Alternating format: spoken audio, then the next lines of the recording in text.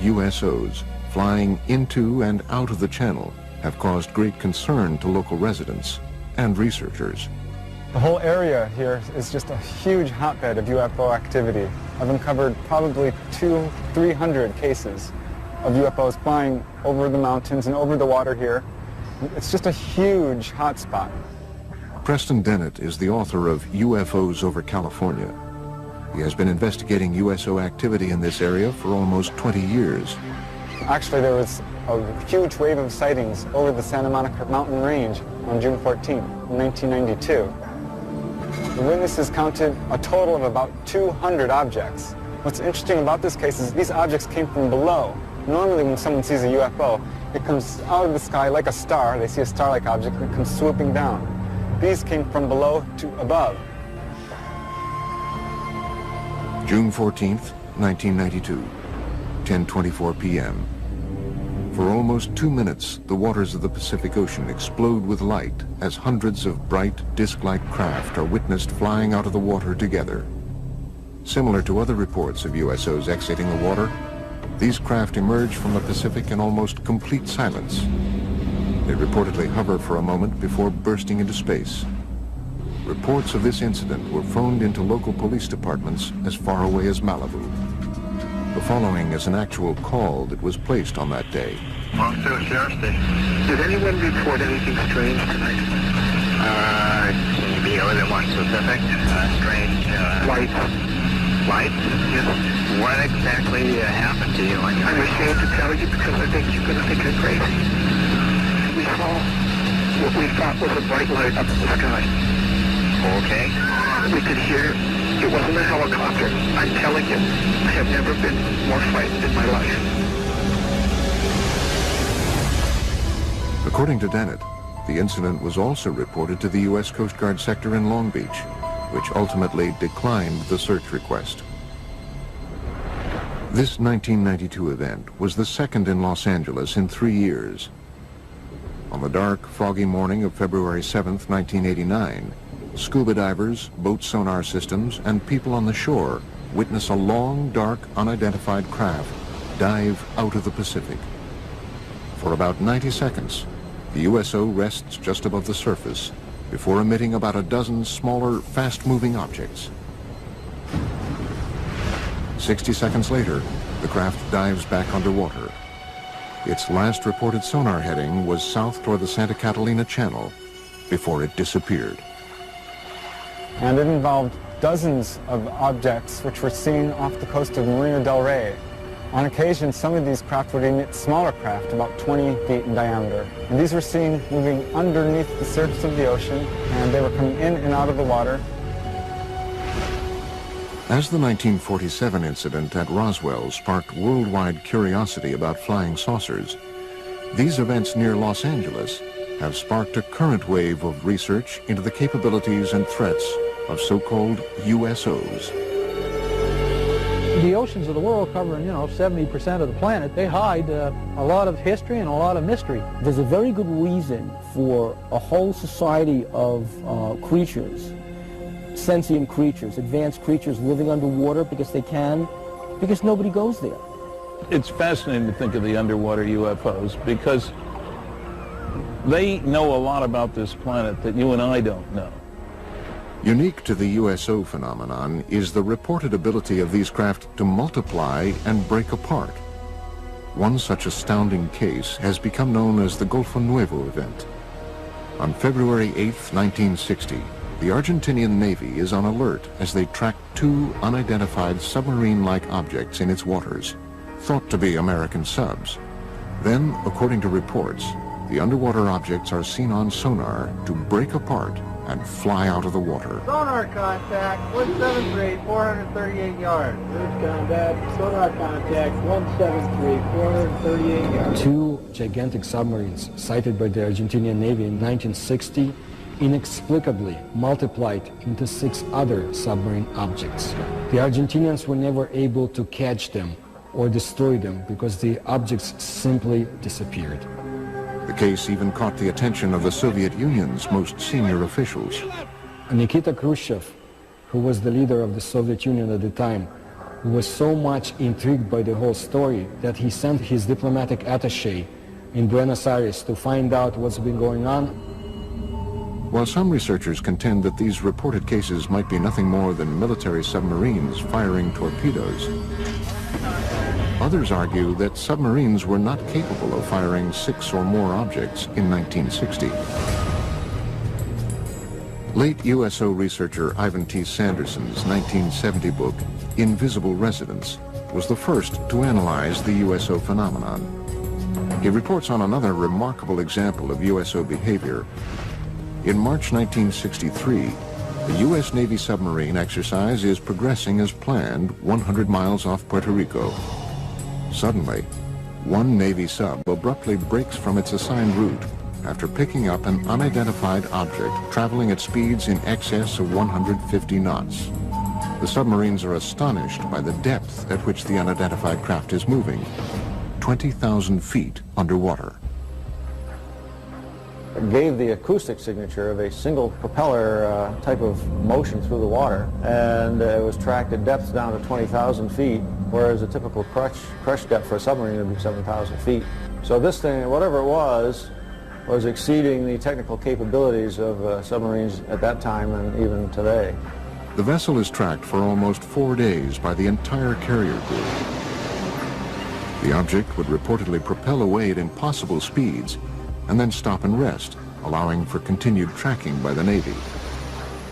Reports about this event were sent back to Sinclair Fleet Headquarters in Norfolk, Virginia.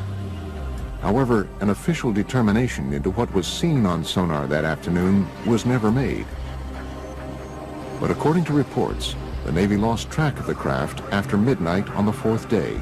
It was never picked up on sonar again. Nobody advanced a theory as to how something could move that fast. We have reports of USOs going into and out of the water, but we don't have any of the technical data. Flying saucers that are above the ground, people see them. But what's underwater, the Navy sees them. And the Navy isn't talking about what it's finding.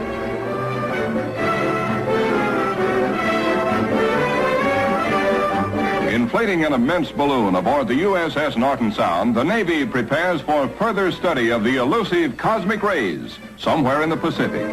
That's the news. A secondary consideration clears up the mystery of the so-called flying saucers.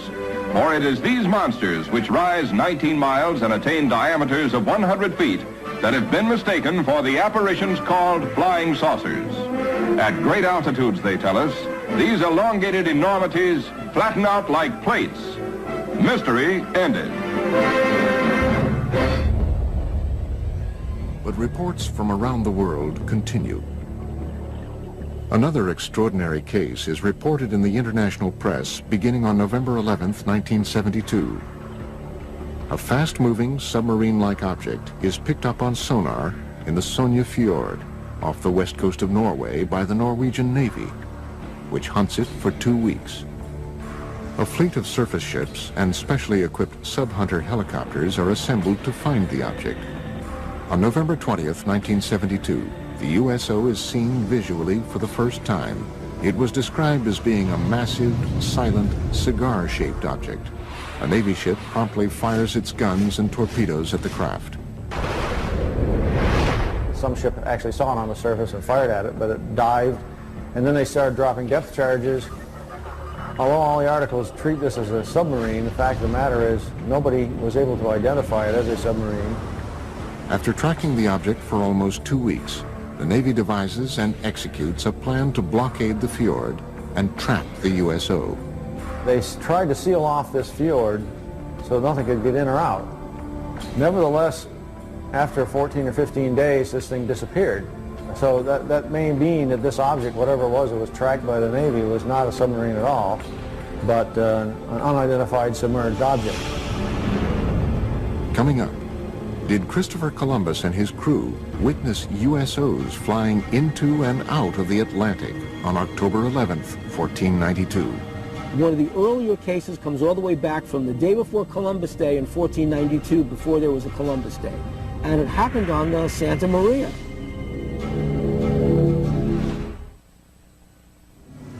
October 11th, 1492. 10 p.m., a calm, clear night. Christopher Columbus and his crew move slowly across one of the deepest ravines of the Atlantic and through the Bermuda Triangle. Below them is almost 4 miles of water. Suddenly, unearthly lights are seen flashing across the bottom of the ocean. One of the earlier cases comes all the way back from the day before Columbus Day in 1492, before there was a Columbus Day. And it happened on the Santa Maria. This person's name was Gutierrez. And Gutierrez was on the Santa Maria with Christopher Columbus and noticed an object rising out of the water, a disc-shaped object.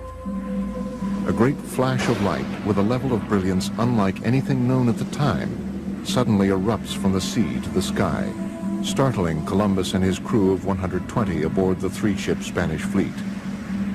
In less than 5 hours, they would discover the New World. Christopher Columbus maintained a log in the ship. It describes what could be interpreted as a UFO event. They saw, in the description given in the logbook, the flickering of a wax candle going up and down in the night. It couldn't have been a campfire on ground because it was beyond the horizon. This possible USO incident is more than just legend and lore. For the first time ever, original text from Columbus's log has been made available to the History Channel by archivists at Fordham University, custodian of a rare handwritten copy of the journal. The October 11th, 1492 sighting was not an isolated occurrence.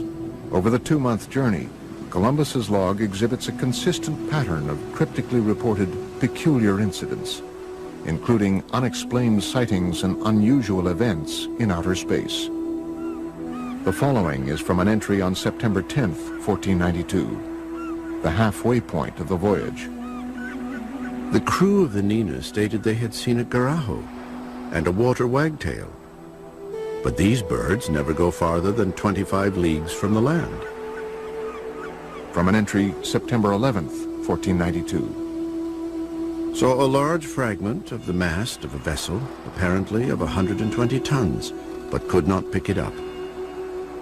Entries on both September 17th and September 20th indicate that stars or other unidentified lights in the sky are seen to move. The cause was that the star moved from its place, but the needles remained stationary. And from the infamous entry of October 11th. The Admiral, at 10 o'clock that evening, standing on the quarterdeck, saw a light. Calling to Pero Gutierrez, he told him he saw a light and bid him look that way, which he did and saw it. The Admiral again perceived it once or twice, appearing like the light of a wax candle, moving up and down. Is it possible that these strange events, recorded during the most fabled nautical journey in history, were the result of otherworldly vessels tracking Columbus's fleet? Some suggest, however, that any interpretations or rationalizations that might be gleaned from Columbus's log are not the whole truth. If Christopher Columbus saw a strange thing come out of the water, fly around his ship, and then take off, would he have told anybody about it? They'd have locked him up in the brig instantly. The guy's crazy, because things can't do that. One of the earliest USO reports comes from 329 BC. After witnessing what he described as shining shield-like objects flying into and out of the Jaxartes River in India, Alexander the Great was so convinced that he witnessed otherworldly vessels, he spent the final 6 years of his life searching for evidence of these objects in a diving bell, believed to be the world's first submarine. Some conclude, however, that Alexander's underwater adventures had a greater goal, finding and conquering the one kingdom that had eluded him, Atlantis.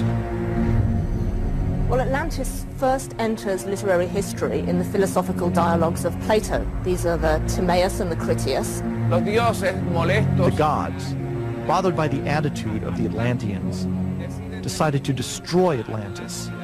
In one day and one night, they destroyed it with a cataclysm, and it sank. To this day, researchers continue to speculate about Atlantis as a hub of USO activity. The legend of Atlantis definitely is based on knowledge, probably lost by today, of some secret underwater civilization. Atlantis's supposed location in the Mediterranean would have provided USOs a convenient position from which to monitor human civilizations and their shipping routes to and from Asia Minor, Rome, and Athens. The Mediterranean was the cradle of ancient civilization. The Phoenician traders traveled back and forth between the Middle East and Greece across the Mediterranean. If there were a culture of either aliens or original inhabitants of planet Earth who wanted to seed the planet, to seed humanity with myth, the Mediterranean is a natural base for them to set up an underwater facility. Well, I don't know if Plato was talking about unidentified submerged objects when he came up with Atlantis, but I suppose there are people who, number one, assume that Atlantis is real, number two, that it's somewhere in the Atlantic, number three, that it's buried under thousands of feet of water. The ancient Athenians, however, were not the first to record stories of unidentified objects in the oceans. Experts believe the ancient Egyptians may have even recorded sightings in their hieroglyphic drawings. In ancient Egypt, in the temple at the city of Abydos, somebody made an inscription, a depiction of a submarine. There was another depiction of an object that looks like a helicopter. Who made it? How did the ancient Egyptians know about it? We have no idea. One of the earliest European cases is a series of reported English sightings in the 11th century. One of the oldest cases I have on the site goes back to the year 1067. It has to do with people in the countryside seeing something flaming in the sky that came down to earth, lit up the countryside, and then went up again, and then into the sea. Carl Feint has been researching USO phenomenon for almost a decade. His internet site, waterufo.net, has an archive of over 900 current and historic USO reports. According to Feint, one of the 20th century's first cases was reported in detail in the Philadelphia Inquirer on August 1st, 1904. A British cargo ship, the Mohican, en route to Philadelphia was, according to the paper, enshrouded in a strange metallic vapor which glowed like phosphorus. I have found out recently that that case is a heck of a lot more detailed and scary than originally shown. The captain and the crew confirmed that an object came across the ocean, a cloud, approached the ship, and it was glowing. Not a meteor, going straight down. It's coming across the sea. As it came towards the ship, the captain was trying to distract the crew to get them to do something different, you know, and get over the fear. They couldn't move anything while the cloud was around the ship. The Inquirer further reports that during the event, the ship's compass revolved with the speed of an electric motor, and the sailors were unable to raise pieces of steel from the magnetized decks. The story goes on to quote the Mohican's Captain Urquhart, who confirms that the account is vouched for by every man of the crew. But perhaps the most astounding USO-related event, according to experts, is a Canadian case from 1967. The Shag Harbor case is the most important USO case in documentation. The UFO moved underwater to a different point.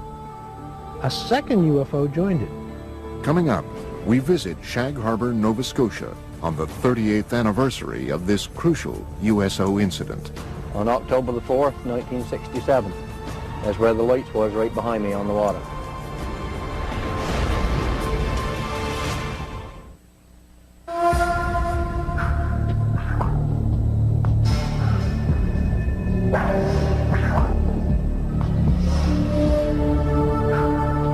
Years ago today, October 4th, 1967, approximately 20 after 11 in the evening, something happened in Shag Harbor that became quite memorable in later years.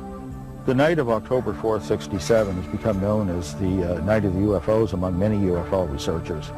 The Shag Harbor incident has become the best known aspect of that night. Chris Stiles and Don Ledger have spent the past decade researching the 1967 Shag Harbor USO incident. The case, widely reported throughout Canada at the time, had been largely forgotten in subsequent years. Their 2001 book, dark object reopened the case, shedding new light on the many reported USO events of that night and the weeks following. The reason that the Shag Harbor incident came to the forefront and kind of eclipsed the importance of the other sightings from the night of the UFOs is simply the fact that it's the one case where something came down out of the sky and crashed into the water. You know, it made a noise, it made a flash. It's also unique in the sense that nobody reported a UFO. Several calls came in very quickly to the nearby Royal Canadian Mounted Police Detachment, and those reports said simply that people had seen lights, or perhaps an aircraft had crashed into the waters of what they called the Sound. The interest and the concern was totally for the possibility of survivors. Nobody reported a UFO.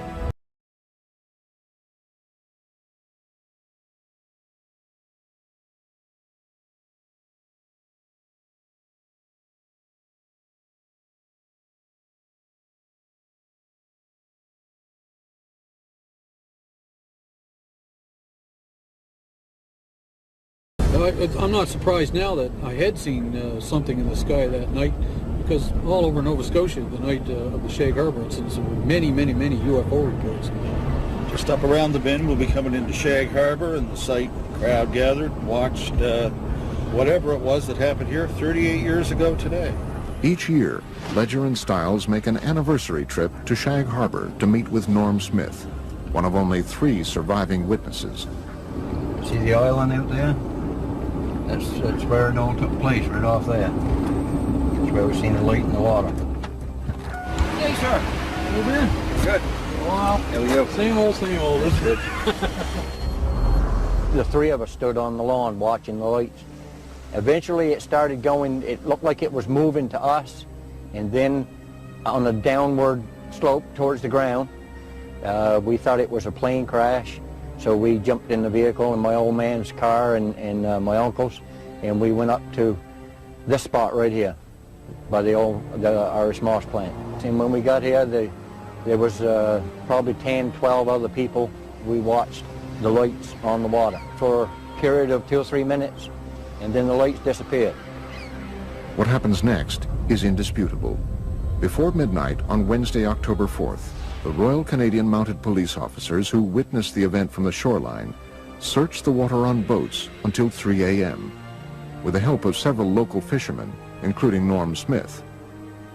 At noon on Friday, October 6th, Canadian Navy divers from Halifax arrive and search the area through the weekend. Eventually, 7 divers were dispatched from the Fleet Diving Unit in Halifax and taken down to Shag Harbor. The search effort continued through all the daylight hours of Saturday and Sunday, and by Monday morning that search was officially terminated in Ottawa. And they just simply state unidentified flying object and circle it and underline it. According to government reports, the object travels from the south to the north along the Nova Scotia shoreline. At one point, it stops and hovers. Then at approximately 11:20 p.m., it enters the water at a 45-degree angle, 300 yards offshore.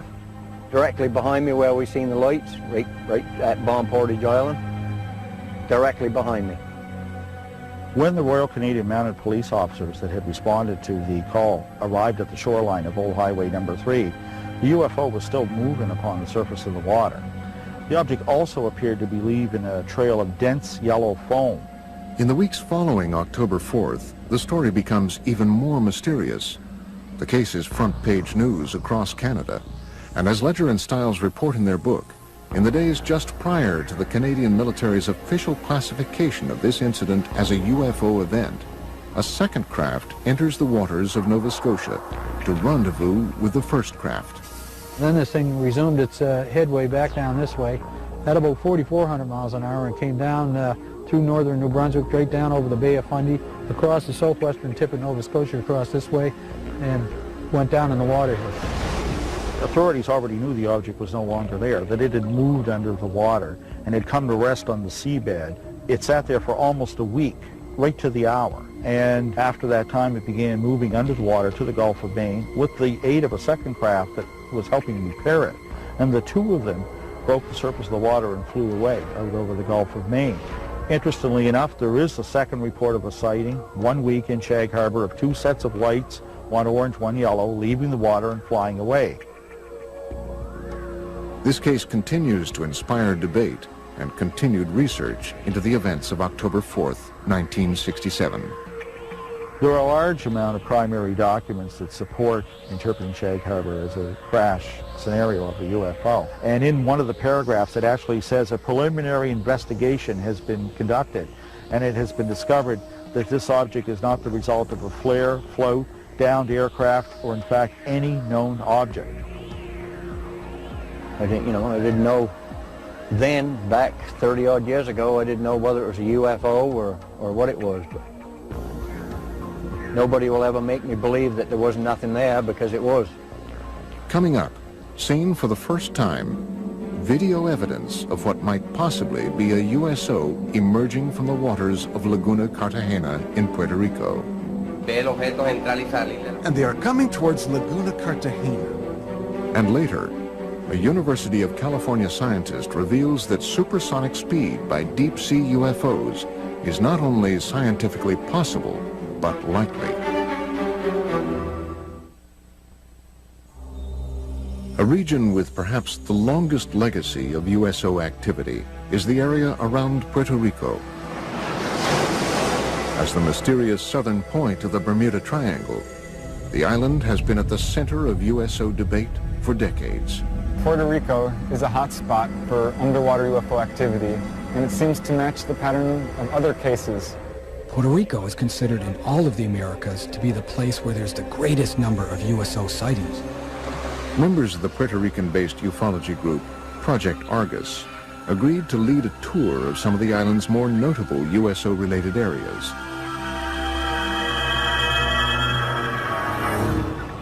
Laguna Cartagena is an isolated lake near the southwestern corner of the island.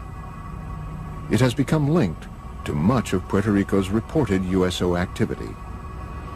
I have been conducting investigations for years in Laguna Cartagena, where there's also a lot of secrecy about USOs. Laguna Cartagena since 1930 has been a place where hundreds of cases were reported of flying objects coming and going from the area.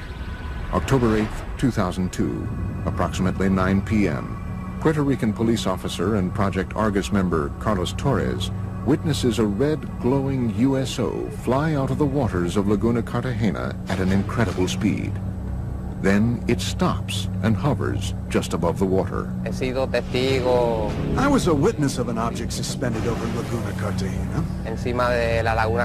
The military got involved because they were also witnesses. The object flew away and then back from Monte Indio. And it stopped and hovered over Laguna Cartagena. After hovering for several minutes over the area, the object was seen to crash back into the lake. Another Argus member, Giuseppe Quiñones, believes he captured the same object on videotape in 2004. I took a video on November 20th, 2004, in the immediate area of Laguna Cartagena. Seen for the first time, possible video evidence of a USO near this enigmatic lake. The brightly lit craft-like object was seen emerging from the water. Here, it hovers for almost 1 minute before flying away. In the mid-1990s, several attempts to disprove the USO activities were made, despite hundreds of witnesses that said they saw lights going in and coming out of the water. They have been seen all over Puerto Rico. Specifically, the most mentioned places are Laguna Cartagena and Route 303. The region of Lajas, through which Route 303 runs, has been another source of significant USO and UFO reports, including a possible 1997 crash on Monte Indio that left behind a scorched earth impact zone and many unanswered questions. In May 5, 1997, a UFO crashed there, burned many lands on the top of the mountains, and there was federals that night, and they obtained something that we don't know, a UFO. After this 1997 incident, local government officials began to take USO and UFO reports more seriously. As a direct result, the mayor of Lajas, Puerto Rico, recently designated the roadway through the heart of Puerto Rico's UFO country as UFO Route 303. But for now, other USO-related events around the island are far more pressing for experts. In the hills around Lajas, a mysterious government aerostat, a tethered balloon-borne radar, is frequently launched up to 3 miles in the air, ostensibly to monitor air traffic and weather. However, USO researchers believe the balloon's real function is actually covert, to observe and record UFO and USO activity. There was a government document in the legislature where a secret investigation was conducted. Not public, but secret, about the USO events in the waters. But the document states that they do not pose any danger to humanity. The volume of USO reports from around this small island have prompted many to speculate that the deep waters directly below the southern tip of the Bermuda Triangle, just offshore, conceal more than USOs. Experts and researchers from around the world believe they possibly obscure a major USO base as well. It is suspected that there's a base between La Paguera in an area near Cabo Rojo. It is also supposedly very deep and cavernous, and it goes as far as Laguna Cartagena. The motive for them coming in and out of the water is so that they are able to enter in one area and come out in a different area in the underwater basins. Could all of these events simply be tied to local mysticism, or perhaps the cultural sway of the Bermuda Triangle? In Puerto Rican culture, the majority of the people here, even though they talk about the Chupacabra and the Bermuda Triangle, they do not believe in any of this. Or is there possibly something more? It's a reality. The USOs in Puerto Rico are real. There are hundreds of testimonies and witnesses. It's all real. I think that the UFO phenomenon is real. Here in Puerto Rico, there have been hundreds of cases. That is a reality. Coming up, possible photographic evidence of a USO exiting the waters of Gulf Breeze, Florida.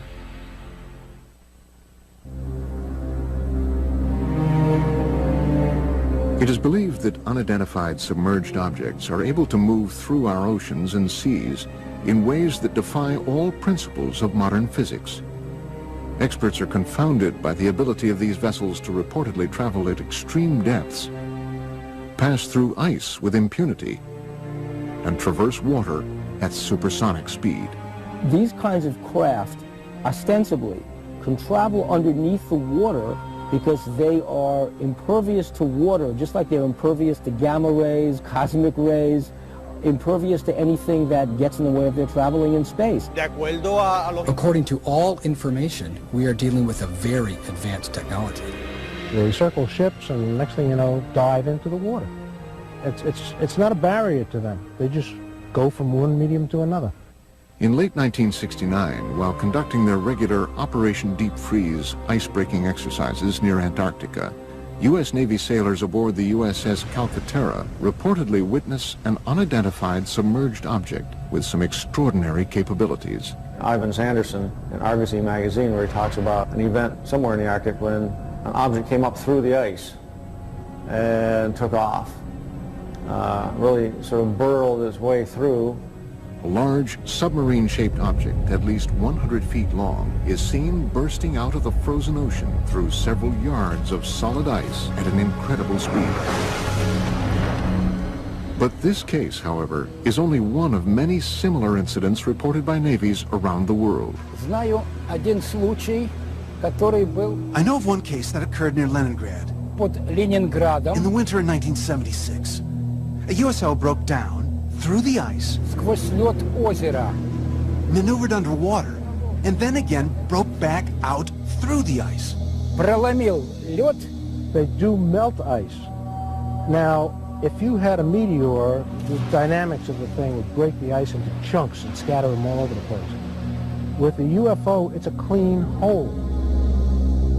USO witnesses have also reported seeing water spouts beneath USOs as they exit the water, including Ed Walters, a resident of Gulf Breeze, Florida, who snapped this never-before-seen Polaroid picture of what appears to be a USO above a tornado-shaped water spout on July 7th, 1988. So he was looking north towards Gulf Breeze across the Santa Rosa Sound, a distance of about 7,000 feet. He noticed that the water down beneath the object started to get all foamy or something. He could see it dancing around, and all of a sudden this column of water went up and contacted the bottom of it. The picture that he took actually shows that. Such cases have caused some experts to assert that USOs might possibly use water as a fuel source.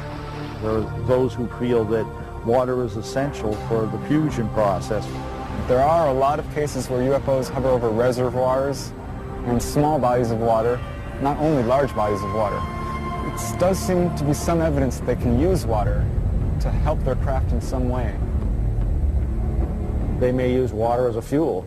When these cases where they talk about objects hovering over the water and seeming to suck water up in, certainly sounds like they need a big drink or something to keep going. Modern scientific theories abound about how USOs develop the ability to propel themselves through water with great efficiency.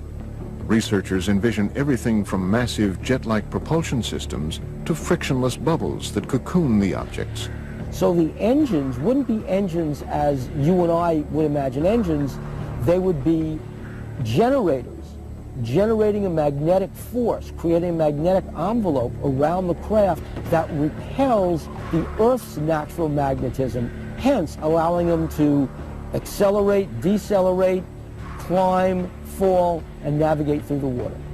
By exerting forces at the surrounding fluid, seawater, nice electrically conducting fluid, you control the drag, you control the flow, the speed, the lift. You can get around all the problems of high-speed motion under the water. A magneto-aerodynamic system would work similar to the electromagnetic submarine that was successfully tested.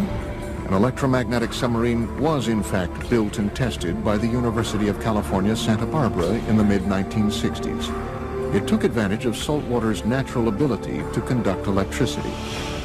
The first successful test of an electromagnetic propulsion system was conducted on Earth in 1966, when this electromagnetic submarine was first demonstrated. This electromagnetic submarine moves through the water as a result of electromagnetic forces. It has absolutely no moving parts. The principle here is that seawater is an electrically conducting fluid. You push against the seawater by Newton's laws, elementary physics, it pushes back, and off you go. Is it possible that USOs take advantage of this natural capability of our oceans to reach supersonic speed? Water is a great magnetic conduit. In fact, if they were traveling using a process called diamagnetism, which is a weak repellent force, then water would enhance that force, which would explain why these craft are able to navigate in water so well.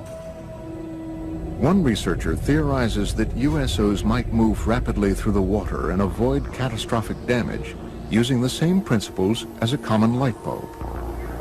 UFO is the filament in this particular case, and the bulb is the field, and that protects the UFO. It keeps the water from coming onto it when it goes in. They move it though, and it never touches the UFO. And that can be achieved by creating so-called supercavitating bubble around the whole object. In that way, whole object travels together with a bubble of water vapor. Marco Princivac is a professor of mechanical engineering at the University of California, Riverside. He devised an experiment for the History Channel demonstrating the physics behind possible supersonic movement through the water.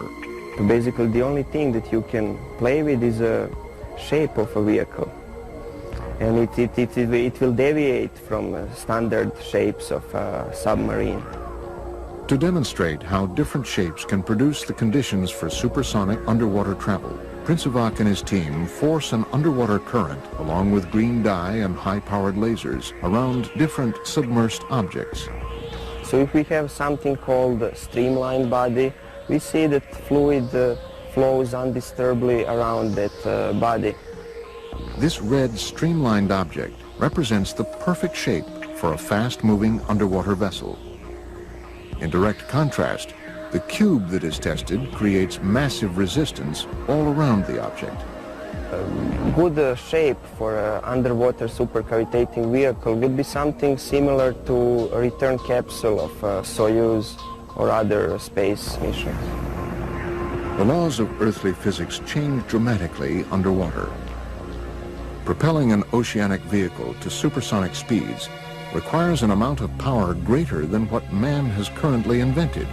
A vehicle that has a 5-foot diameter and we want to go at the speed of sound in the air, we would need an engine that can produce 15,000 horsepower. For the same vehicle to reach the speed of sound under the water, we would need an engine that can produce around 1 million horsepower. While it might be scientifically possible for USOs to prowl the oceans at supersonic speed, how have these craft developed the technology required to achieve this milestone? The many mysteries of these craft may never be fully understood, and that is exactly what provokes the greatest debate and distress among investigators and researchers. I think it's easier for us to land a man on the moon or even create a moon base than to land a man on the bottom of the ocean. If they're hostile and have come here to conquer Earth, they would have done it 1,000,000 years ago. We might be their creations for all we know. The Earth is conquered, we work for them.